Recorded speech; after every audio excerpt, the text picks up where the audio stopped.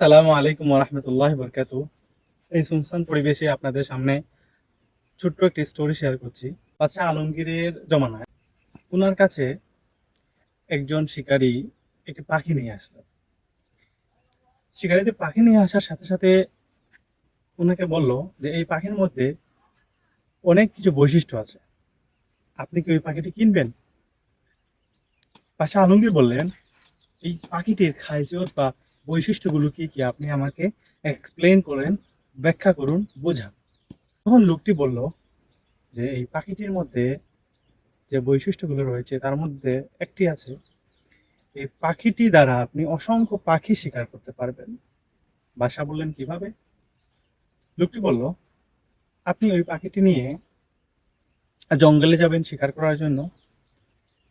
তখন ওই পাখিটি এমনভাবে চেঁচামেচি শুরু করবে যে ওই জাতির ভাইরা ওই পাখিটির, তারা ওই পাখির চেঁচামেচি শুনে ওর কাছে চলে আসবে, এবং কাছে চলে আসার সাথে সাথে আপনি অন্যান্য পাখিদেরও বন্দি করে নিতে পারবেন।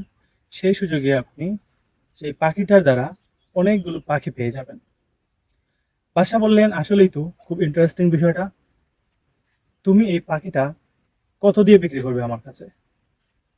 তখন ওই শিকারিটি বলল, এই পাখিটি অনেক দাম, এই পাখিটির জন্য আপনি আমাকে 1000 দিনার দিতে হবে।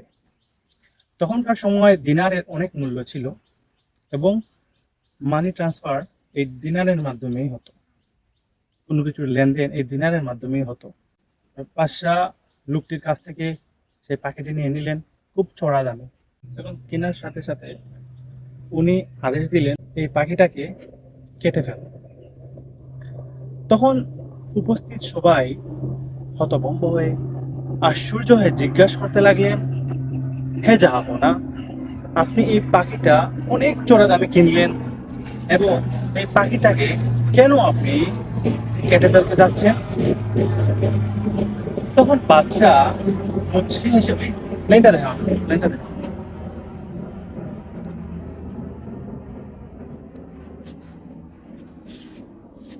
যাই হোক, তখন উপস্থিত সবাই জিজ্ঞাসা করলো, জাহাপনা, আপনি এই পাখিটাকে এত চড়া দামে কিনে আবার কেন ওইটাকে কেটে ফেলতে যাচ্ছেন?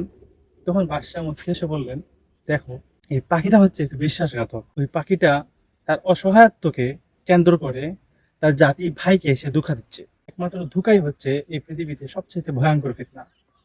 তাই বাদশাহ বললেন, এই ফিতনাবাজ পাখিকে সাথে নিয়ে তার অন্যান্য পাখিদেরকে ধোঁকা দিয়েছে সেভাবে হত্যা করবে, বা এই আমাদের বন্দিশালায় আটকে দিবে, সেটা তার জন্য অনেক বিপজ্জনক এবং ভয়ঙ্কর।